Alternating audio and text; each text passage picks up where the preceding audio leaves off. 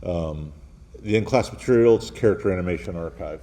So there's just a variety of files in it, but look at some techniques and different things. So let's see, first thing is launch After Effects.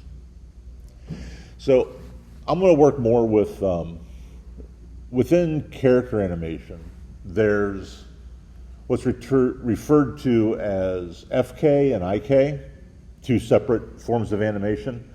FK are forward kinematics, and IK is inverse kinematics. Difference kind of being that the forward kinematics, actually you move each joint individually to animate the character. Inverse kinematics, on the other hand, we need an app or a plug-in for After Effects, something like Duik Basil, or actually Duik Angela, I guess is what it is now, that will actually create controllers within your setup, so that when you pull the hand controller, for instance, all the parts of the arm move in the order they're supposed to move in and the way they're supposed to move. So I want to, at least tonight, I'm going to look at forward kinematics, which are basically you move every joint. So if you want to make somebody wave, you got to move the shoulder joint, you move the elbow joint, the hand joint, every joint individually and separately. We look at that, as well as using just a puppet pin tool for very simple, basic, low motion animations as well. So I'm just going to kind of start with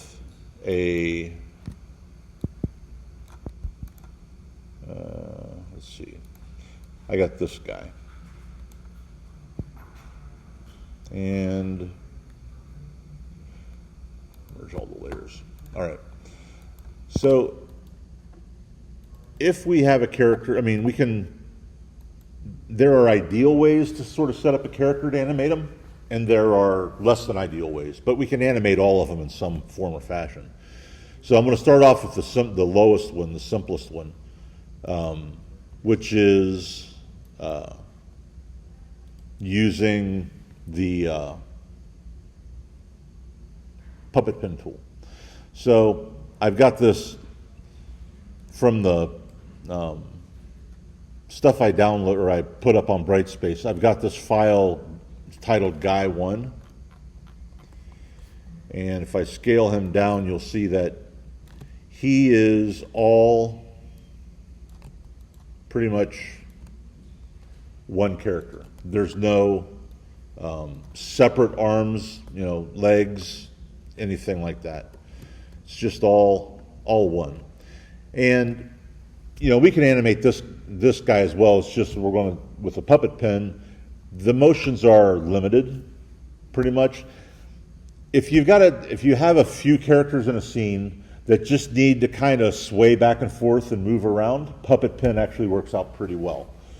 It doesn't require near as much setup, near as much work as FK does, and none of them take near as much work as IK does. So it's a good way to start anyway. So with this particular character, I'm just going to animate a few parts of him, but we can use a puppet pin. So there's just him, and let me pull up my animation timeline. And I want to start with just some simple kind of movements. So with my guy selected, I can go up here and grab my puppet pin tool, and there's all these different options with it. There's the position pin tool, which is the primary one we work with. The rest of them are kind of supporting tools, starch and bend, and then the advanced pin tool gives us more controls than just a pin does. And then we've got this overlap pin tool where a lot of times you'll have an object, if you have to move a bit of it very far and it overlaps another part of the object, we can actually use this puppet overlap pin to determine what shows up in front and what shows up behind. So we can kind of give it a little bit of depth. But these are the primary, these are all the pins. So I'm just going to kind of start, I want to start with a simple position pin, and I'm just going to click kind of right in the middle of his head and place it. And I'll zoom in here real quick so you can see that it all works on a mesh. So when I place that pin, there's a mesh that conforms to the figure. And that mesh is what actually gets animated. So it's kind of like, it's a little bit like manipulating type with a mesh in Illustrator, but you get a little bit more control than that. So one pin, though, really doesn't help me a whole lot. If I go and I move this pin to try to animate it, it's actually going to animate the whole character. Each pin that you place affects all of the others. So if I've only got a single pin, it's affecting the entire character, and it just moves him back and forth. So I need to place a few other pins, and I'm just going to kind of pay attention to joints and places that I might want him to bend. So I've got the one placed in the head. I'll place one on each shoulder, place one at the elbow on each arm, and then I'm going to place one at the wrist.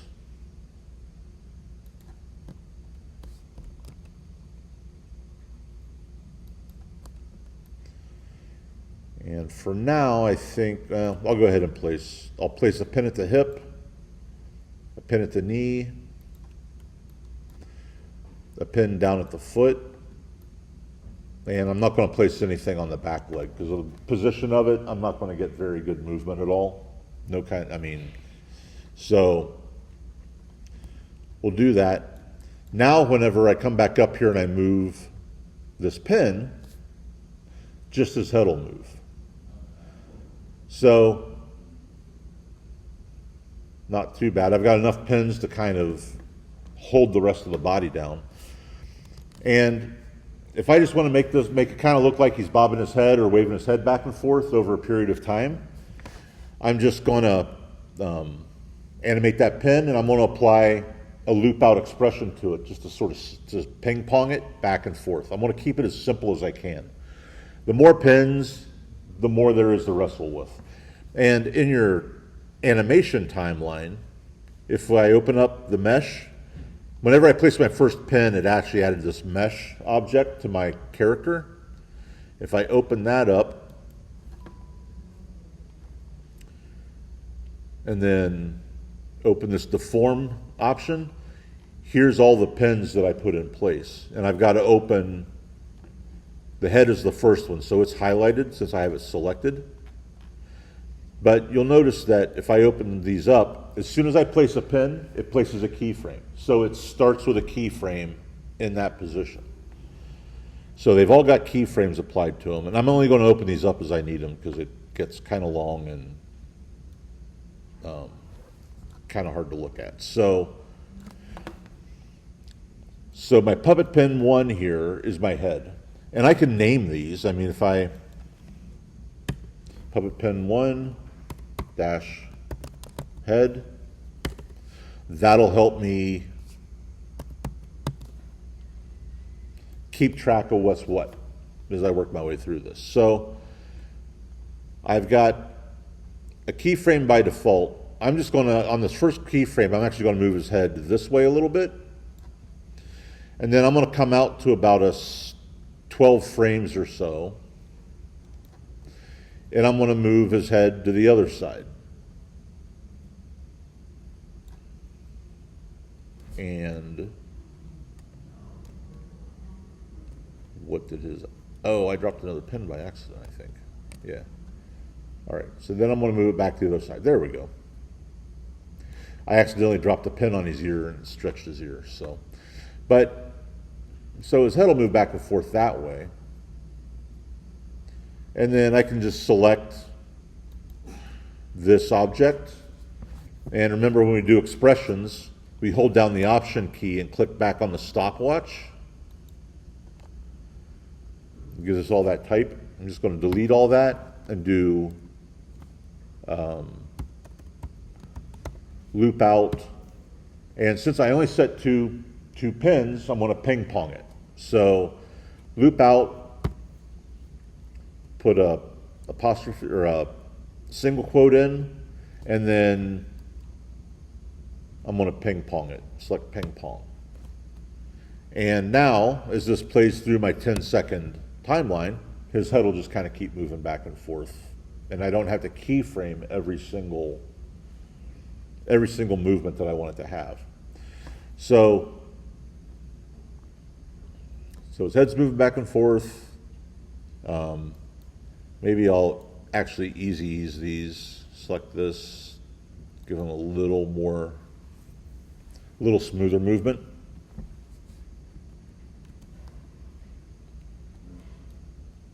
So kind of animate that way. And then I'll go up here to his arm. Let's grab his elbow, which is pin 4. I'm gonna, so I know what it is. Elbow, and that's his hand, so I'll name this one.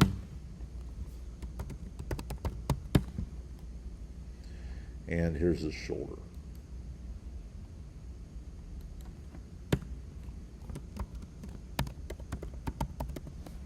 All right. And let's move his arm back and forth. So I'll just start with the wrist pin, and I can move that. And it kind of, the thing about puppet pins is you don't get a real wide range of movement with them. You got to kind of be careful, because otherwise they kind of kink and give you some shapes that aren't very natural. So like if I pull this all the way over here, see his arm kind of folds, basically. So we're just going to kind of keep the movement simple. If it's moving too much, and actually the better one to do this with is this arm, but this one I'll just go ahead, I'm going to move the same way. I'm just going to, I've got, should undo everything I just did, because, let's see, grab his hand,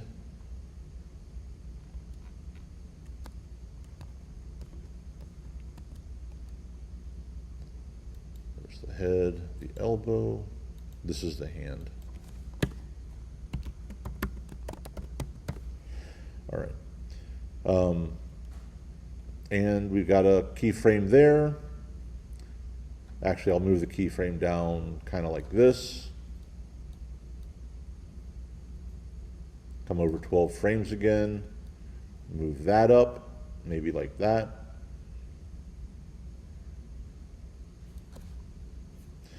And that'll drop another keyframe, and then I'll just open that up, Option click on that stopwatch.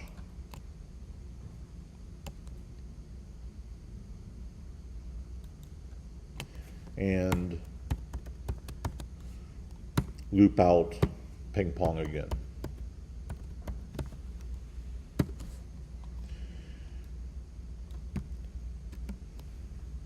And so now I'm, just gradually moving more and more pieces of the body.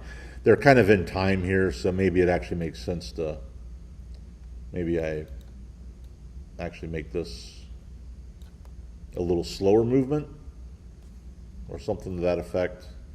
But I can, keep kind of moving shapes like this all day.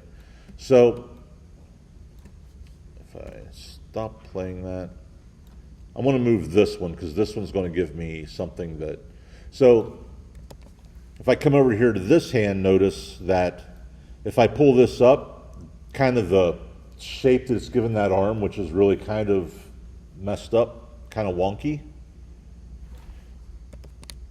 I can fix a joint. So when I move a pin, it's actually affecting the mesh up to a distance kind of decided by this refinement number. But a lot of times, like if I move this wrist, I really don't want the elbow to move. So I can come back here and I'll leave this puppet pin in if I think I want to move the elbow. So come back up here to my puppet pin options, and we've got this puppet pin starch, which just looks like a little push pin, kind of. Grab that, and if I drop this right below, I'll zoom in so I get, and it looks like I probably should have put my joint pin up here, or this pin right here up here a little further. Once I place them, I can't really move. I guess I can delete it. Actually, let's do that. Let's fix that. I'll delete that pin. I can't just move the pin because it's attached to the mesh. So I can select it though, delete it, grab my puppet pin, place it there. There we go. And then I'll come back here and get my starch pin. And I'm going to place it just below that elbow joint. And it makes the mesh a lot denser. So now when I go and I grab this and move it, I get a little more natural break at the elbow than I had before. So actually this kind of moves, that actually gives a halfway decent movement. I really didn't expect that. But, so I can, I'll just, out here, and with this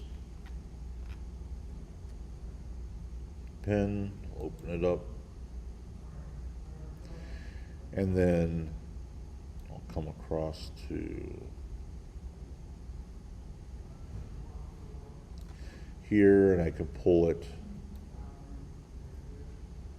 over here, and I'll do the same thing, do a loop out, ping pong.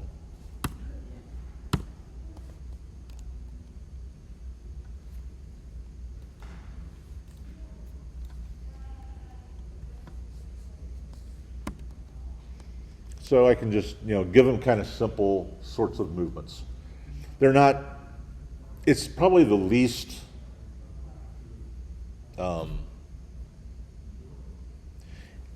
it does some nice things, but it's probably the least flexible of all the different ways we could animate. So it's good for very simple single piece characters like this is.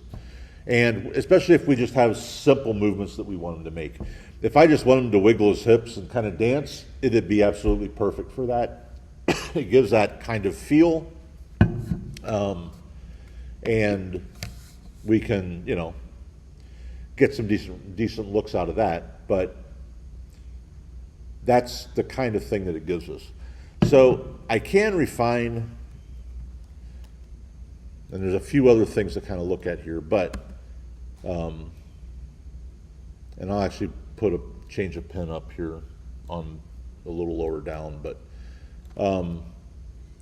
I've also got, let's go back down here to the timeline real quick, and the density of this mesh, that's kind of the default density, but I can change it by changing this mesh refinement value, so it's at 20 right now. I can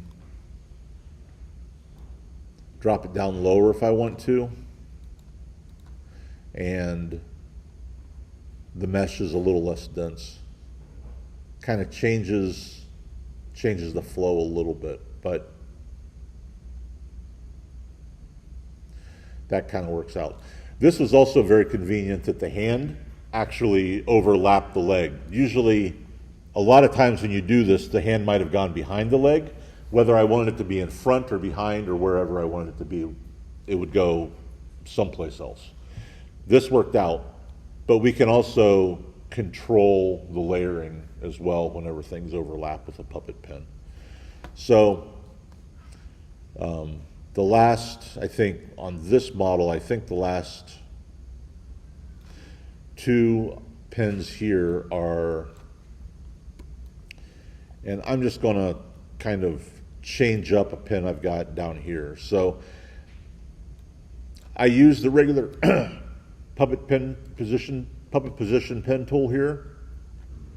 If I come down here and select this pin, you see that the pin type is set to position. I can change this to one of the others if I want.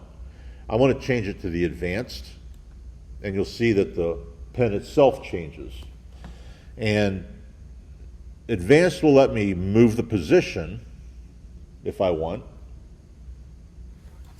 but it'll also let me rotate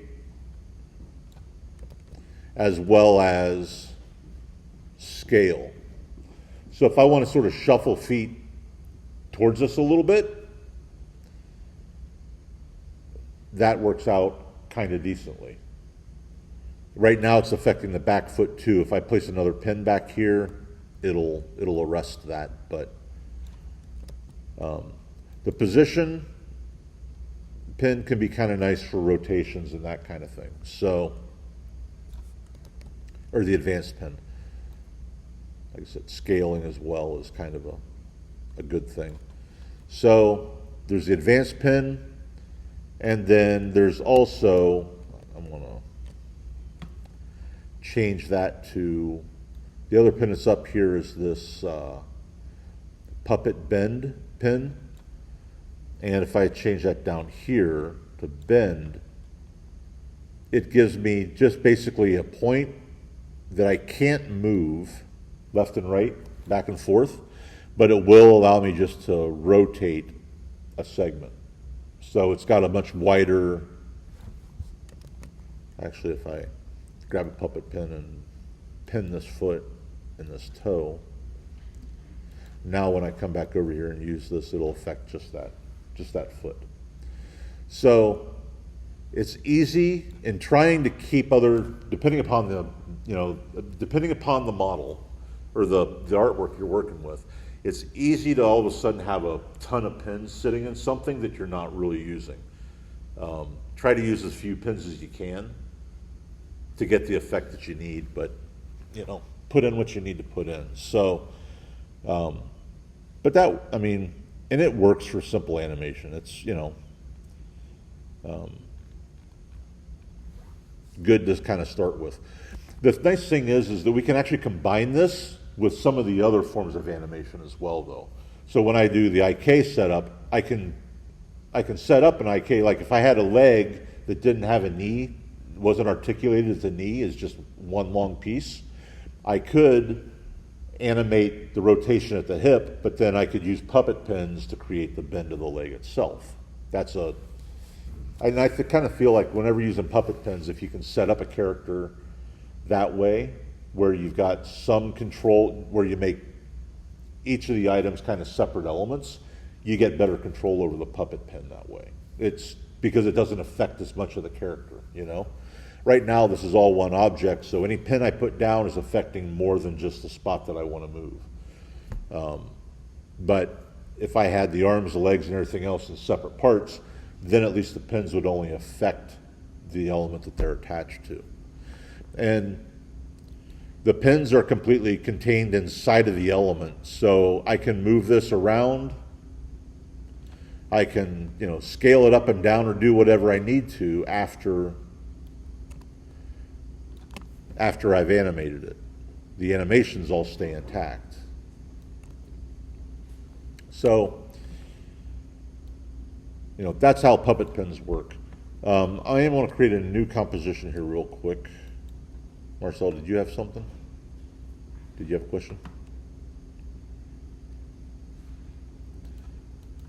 I guess not. All right. So I am going to do one other thing here. I'm just going to create a strip of paper or something to that effect. And let's center my anchor point. And I'm going to grab puppet pin, and I'm just going to set one here at the end, one about here, one here, and one at the other end. So, you know, when I bend this, it gets kind of, it can get kind of kinky the further I bend it. But actually, let's add a stroke to this so that we can see.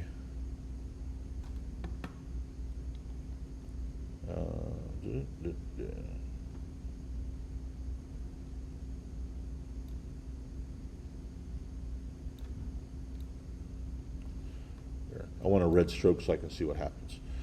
All right, so if I go back here and grab this, and I'm just going to grab and move pins around, but if I move this around here,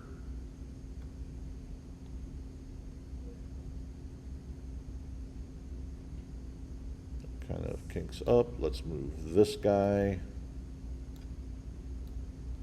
I'll pull this around. So I can kind of make things overlap. So I'll just kind of, oops. So I've got that shape. So what if I wanted actually for this shape that's running behind to be in the front? That's something I can fix. So I'm just going to pull this out of the way. Put it back out straight. And if I go this very last one, this overlap pin tool, I can select that, and this is the area that I want to have overlap. So if I just click, you'll see that it kind of starts filling in the mesh parts a bit. And I'll just put a bunch of kind of mesh pins in here.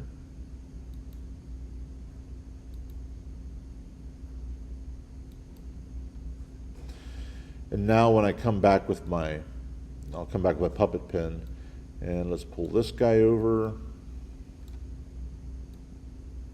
Pull these all back to where I had them. And now, when I pull this down here, now this is,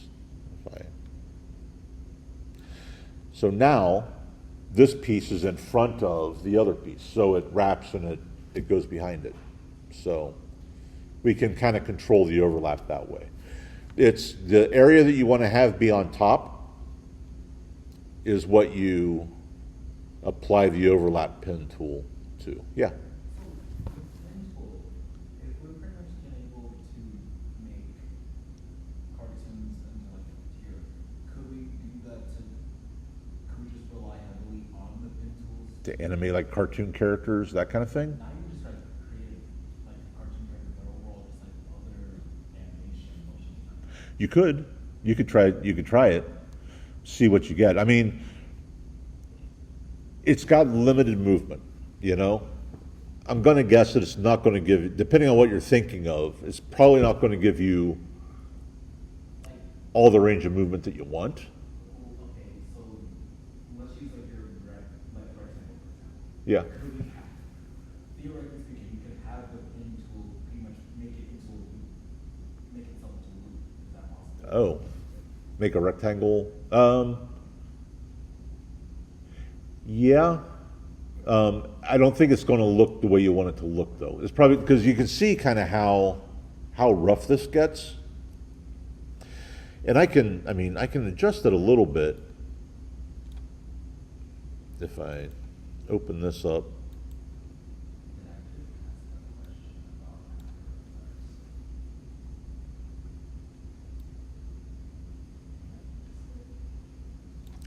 Yeah, 20 is about the best I'm going to get out of that. So, I mean, you can see how kinky this kind of gets. So if I wanted to try to move, I mean, if I wanted to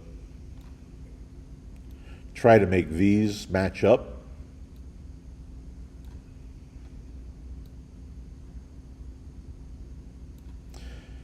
maybe if I switched that one to, let's see, if I tried the advanced pen with this one,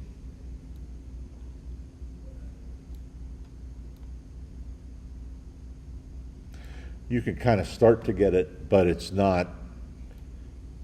More pins would obviously help. So I guess if I put one here, one over here, one over here.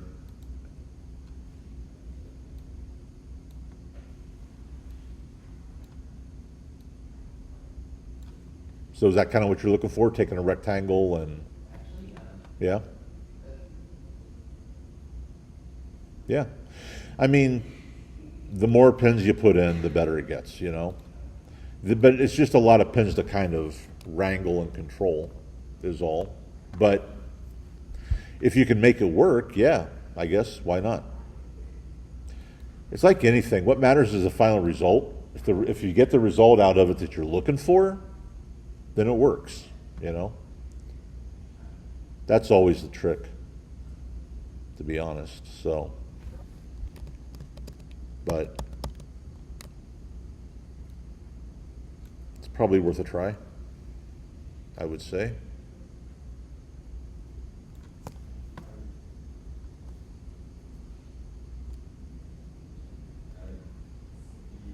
I'll give it a shot. I'll save my comment for later. Okie doke. So, puppet pin. It's, you know, it gets some pretty decent results. I think, you know, with like the animated characters and what, or the inanimate objects, I think the loaf of bread that I showed you, I think was by and large really heavily done with a puppet pen tool. So, that kind of thing it worked out well for.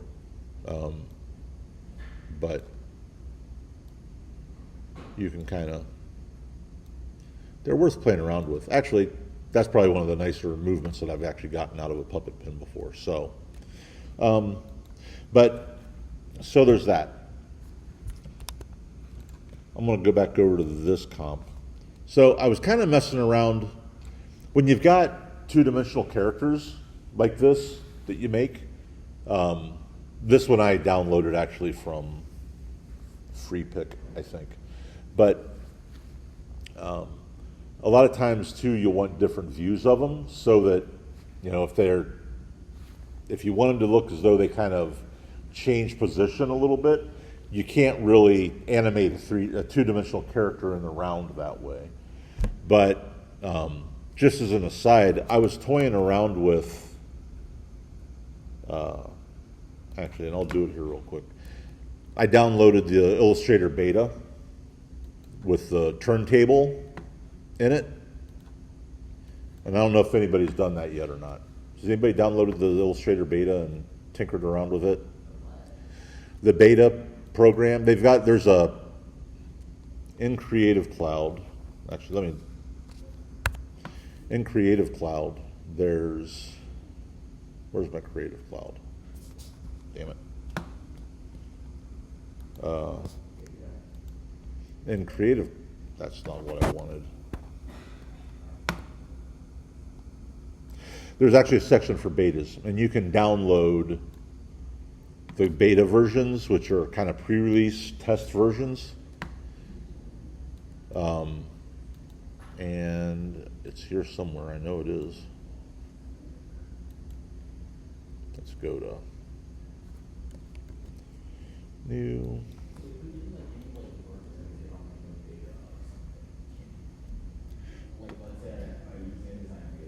Yeah.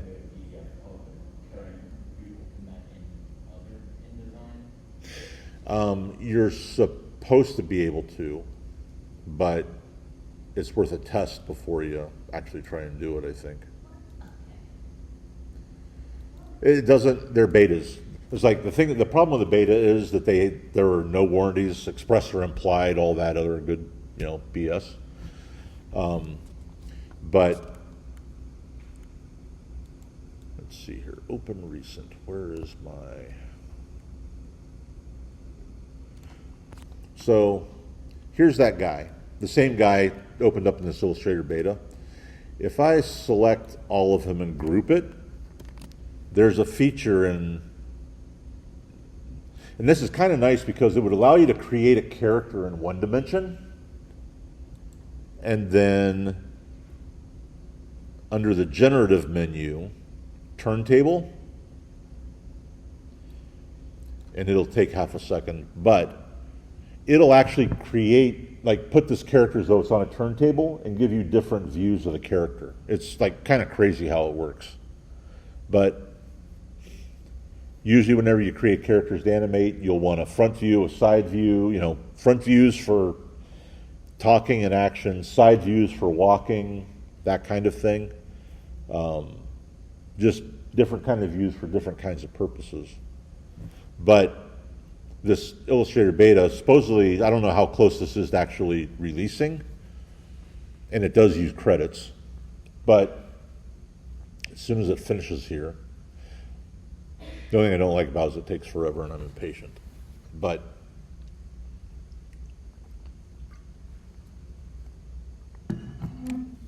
once it finishes generating, it's worth it. There we go. It's almost there.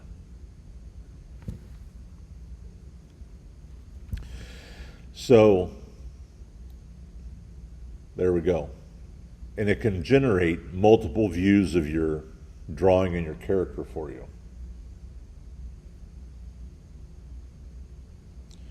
Which I think is really kind of pretty nuts. So you can grab that, insert a view, pull it out.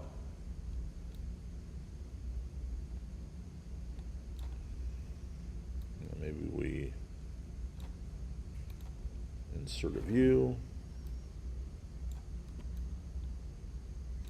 But I can pull different views out of each one of those. So if I need to animate a character in multiple positions, that works kind of nice.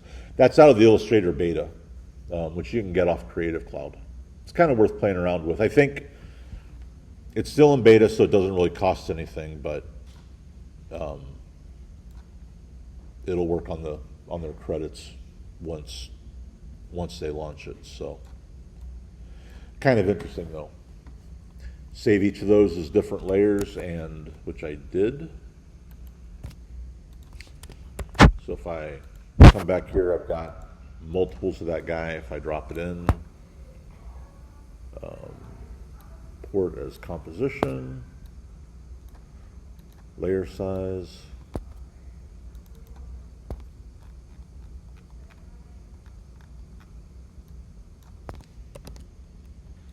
Now I can animate and use the different views of my character to generate different angles of him. So kind of neat.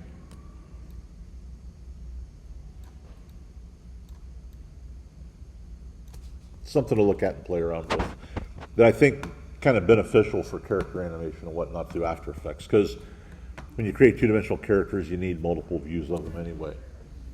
It'd be an easy way of doing that.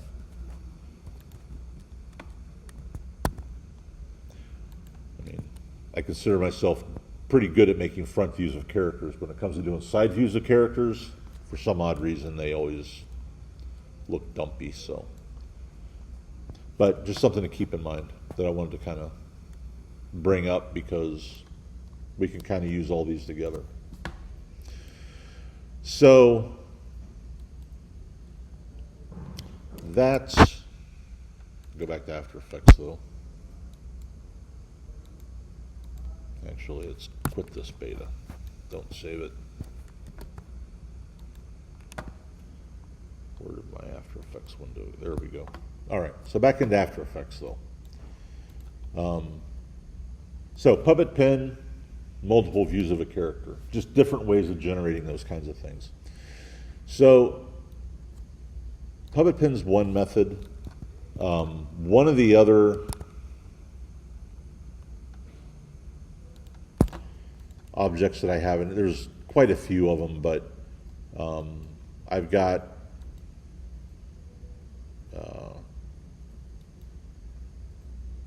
I'll skip the old guy. This character design folder has some different views of characters. It's got a skeleton in it, but it's kind of a low res thing. I have where is he? Got this guy in blue. So I'm going to bring him in. This is another one that I'm going to create a composition, footage dimensions for the layer size, say OK, and open this up. So I've got this guy that's basically a side view of a character.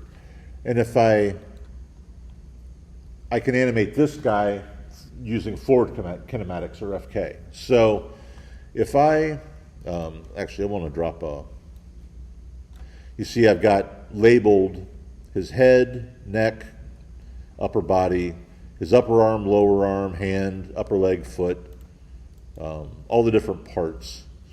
I'm going to create a solid in here real quick. See what that looks like.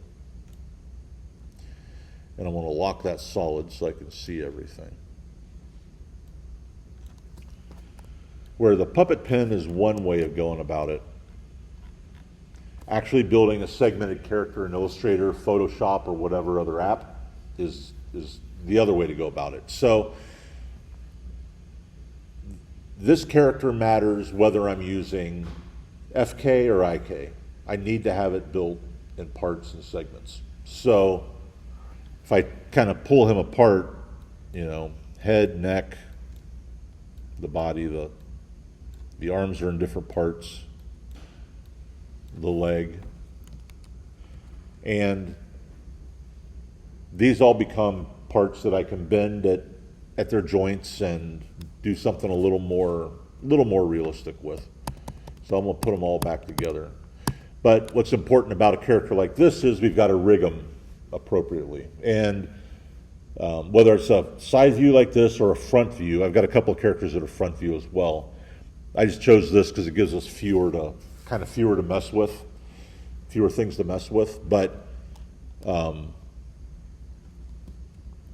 we need to actually rig this guy together. So when I say rig them together, basically we need to adjust anchor points or center points to areas we want the objects to be able to rotate. And then we need to parent like objects together in a specific order. So if I'm going to look at his arm here, you can kind of look at your own body or look at your own limbs, but if I want to raise my hand, it bends at the elbow, but then it also bends at the shoulder, and probably my wrist bends as well.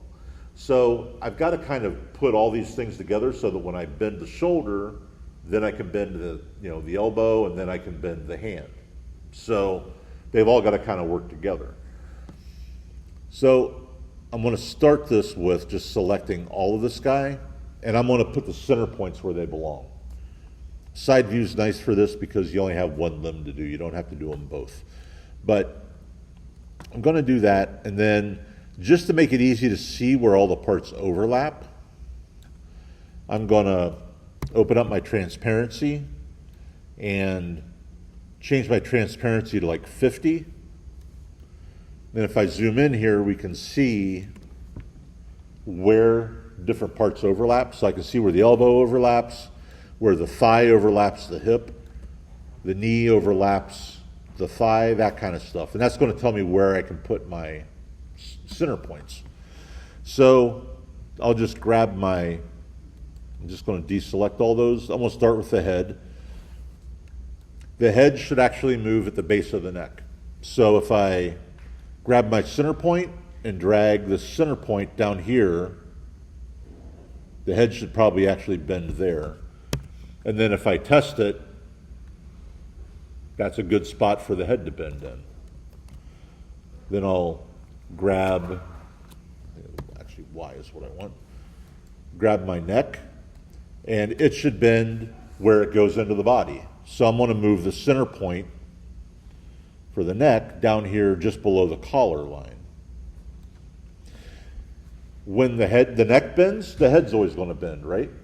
So I always want to parent the head to the neck.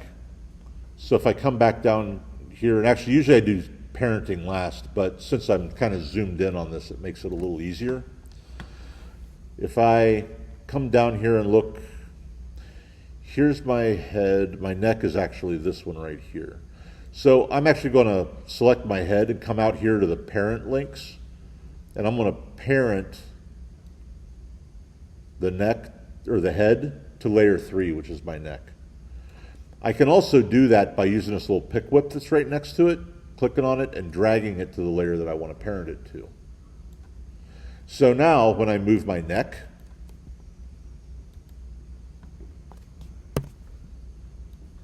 the head moves with it.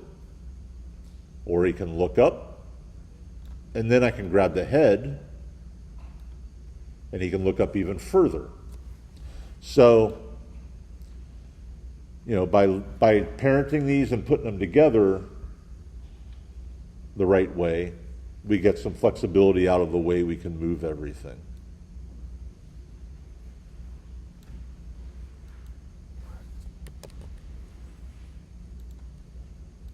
Click on the neck, pull it back in.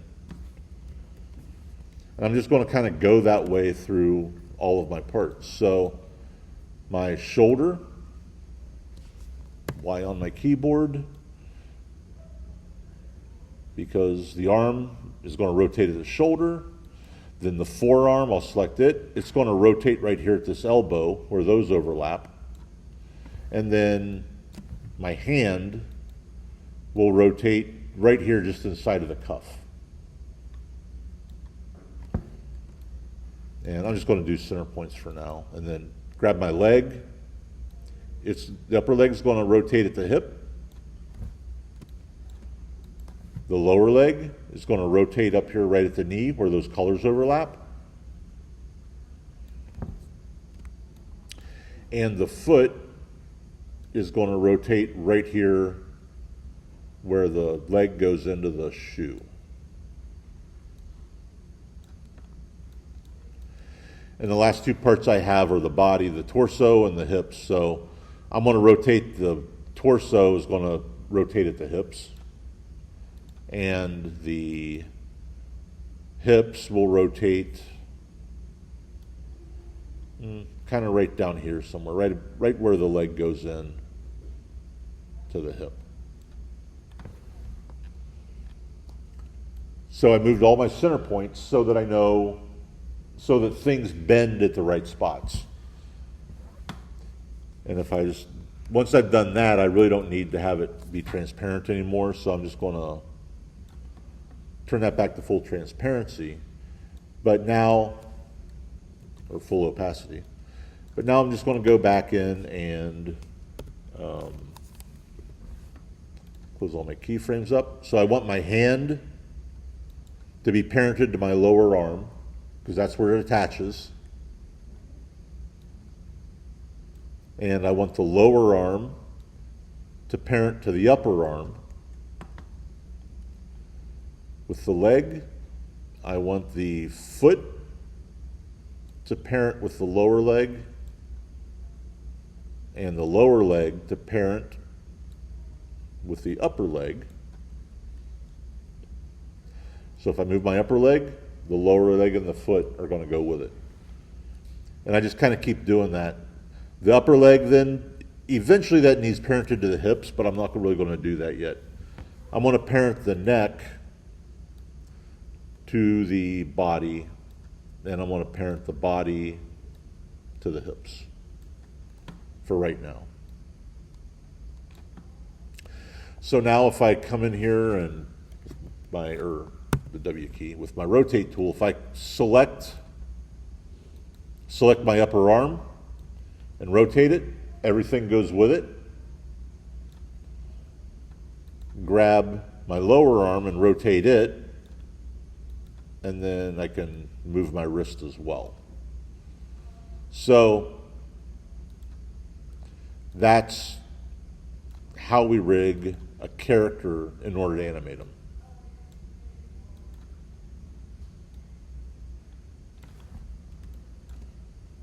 My leg down here.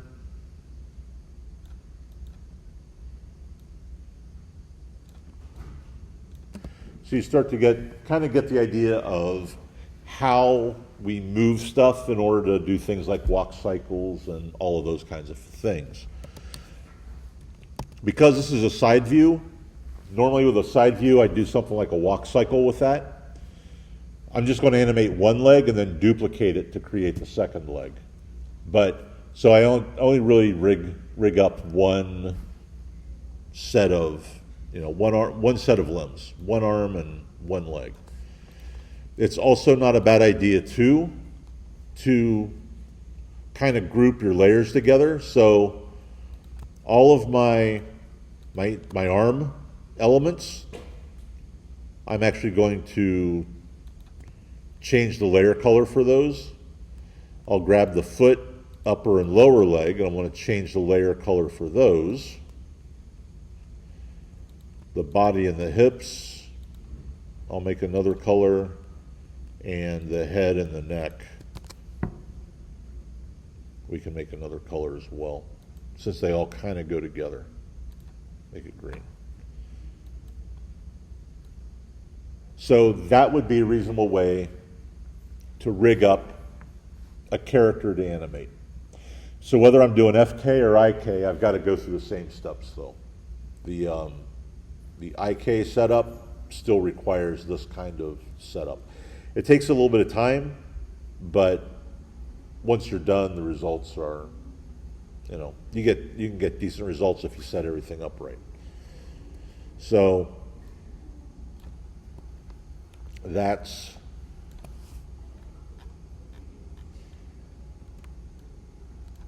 rigging up a character. So, and then I'm just going to animate a couple of things here. So if I take him and I'm going to animate the legs to move. So I'm going to open up, and I'm pretty much just going to work with the rotation. So I'm going to select the upper leg, lower leg, and the foot, tap R on my keyboard to open up my rotations. And I want to animate this over the course of a second. It's not going to be very long. Zoom in. And what I'm going to do is set up a basic walk cycle for a side-facing character. So once you understand the poses and the positions, a walk cycle is not all that difficult to do. It's just remembering what the different positions all are. So with the one I'm going to do, I'm going to have 1, 2, 3, 4. I'm going to have 5 different positions. So if I make this last for a second,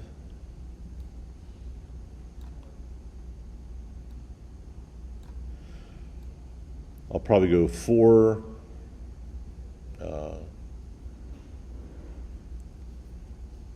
Let's see, 24 frames a second. Yeah. We'll just set it up and then I can always adjust it later. So I'll go 6 seconds, will be one pose, and that's going to be my base pose. So coming out here to 6 seconds, I'm going to set keyframes for the rotation on all of those. And then if I go back to the beginning, my keyframes are going to be, I'm actually going to move the leg forward a bit.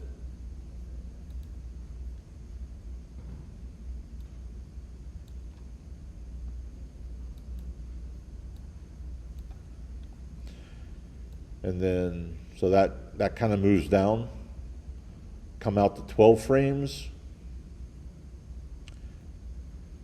There. 12 frames is going to go back.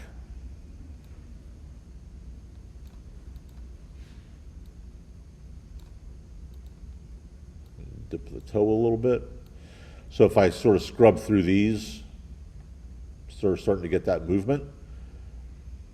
Every walk cycle has sort of a crossover. So my very first set of keyframes, and my last set of keyframes are going to be identical. So this one in the middle, or this one here just before the end, is going to come out to about, we'll do this, and I'm going to kick that leg back a bit. And then when I come to my last set of keyframes, place my playhead there, and I'm just going to go back here and grab the first keyframe, copy it, and then paste it. Second keyframe, copy it, and then paste it. The third one, copy it, and then paste it. So once I've done all that, I'm going to do an expression again to cycle this movement. So select the rotation on the front, on the foot, hold down the Option key, click on the stopwatch, loop out, and this is, I'm just going to leave this as a straight loop out. I'm not going to put a parameter in it. I'm going to do that to the upper and the lower legs as well. So there, loop out, and my lower leg. Control, click, oops, wrong key. Option click, loop out. So now, when I play this through, I kind of get that initial movement of that leg walking. There's probably still, I mean, when you walk, the hips kind of drop, so I should probably actually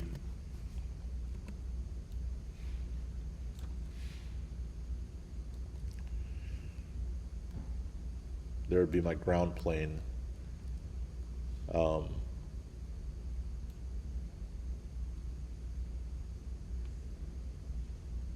The foot should actually probably go down here at this point, and it should probably be down back there, but just for keeping it kind of simple for the time being, I got that motion. So that's, you know, and the arm should move as well, so I can do the same thing up here with the arm whenever I'm done. I can just kind of, and I'd sort of mirror what I've got with the legs. So, but I'm going to focus on the legs for right now. So I've done one leg, now I need to do the second leg. The nice thing about being able to loop all of these is that I can duplicate this leg, slide it back a little bit to offset it, and the loop will still continue the cycle. And I don't have to re-keyframe everything. So if I, let's close all of these up. If I grab the foot, the upper leg, and the lower leg, I can duplicate those, and then I'll just drag them down to the behind the hips. And right now they'll be in time. The back leg will be in time with the front leg. So I'm just going to tap U on my keyboard so I can see all my keyframes. And I'm going to just slide this back so that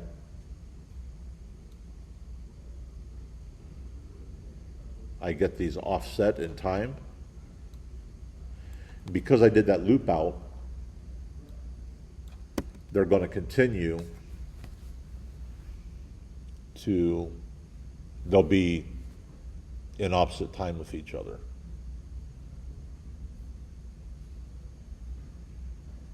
It's kind of a moonwalk kind of a look. It's not the best, that's not the best walk cycle. There's more, I mean, I should have dropped the hips, given some weight to that crossover whenever one leg relieves the other.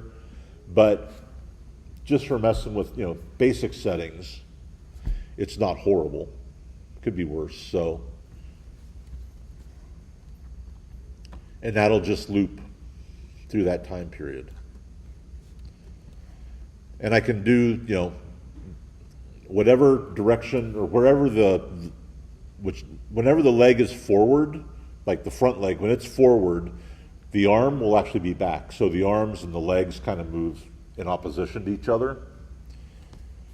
So when I animate the arms, I need to keep that in mind. But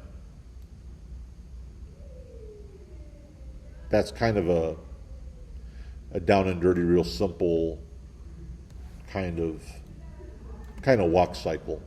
It's not perfect, but for a 30-minute demo, it's not terrible. So it'd be kind of nice if the legs were a little different tone, just so we could get some depth into it. That's an easy enough thing to do. I can, actually the fabric on the pants are really pretty dark, but I could select the front upper leg, and maybe I go to my effects and presets and grab a tint. As soon as they load, it's being sluggish.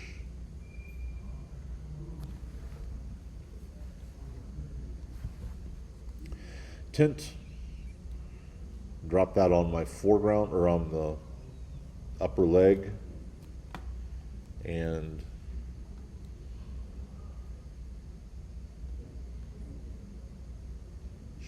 should be able to map the white to that.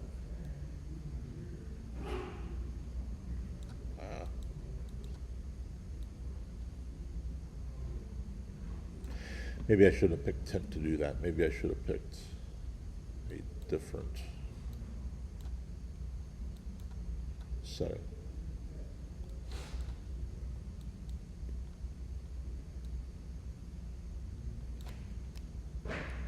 Reset it. Maybe instead of tinting that, usually whenever I tint these, I do the back leg. I usually don't do the front leg, but I tried to do because the fabric's so dark. That's okay, we'll grab that one. See how that works.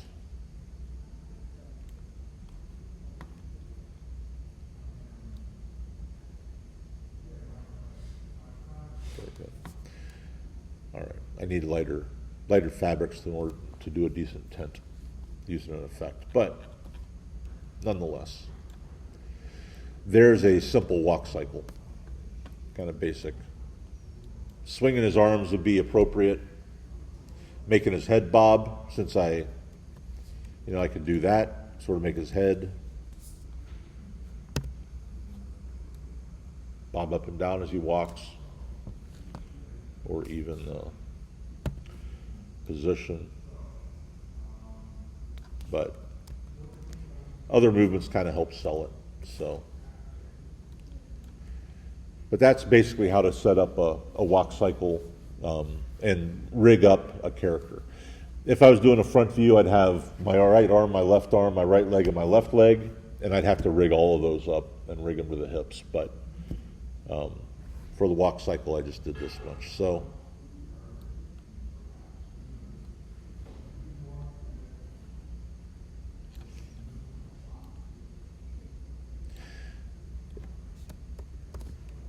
if, sort of when I was looking at the puppet pin, if my arms had been just one shape, I could use a puppet pin to bend those, for sure. I can kind of mix up techniques a bit in order to get the effects that I want. So, any other questions about any of that? I'm just gonna cover just those things tonight. So I kind of also want to do with this, I want to do lip sync to dialogue. It's kind of fun, kind of neat. And then we'll take a look at IK as well. So at least I'll show it to you, We can do more with it if you want, if you find it interesting, but the animation techniques in After Effects, though, are the same animation techniques you use in like 3D software too. If you make a character in 3D software, especially the IK part, the concepts are all the same. So,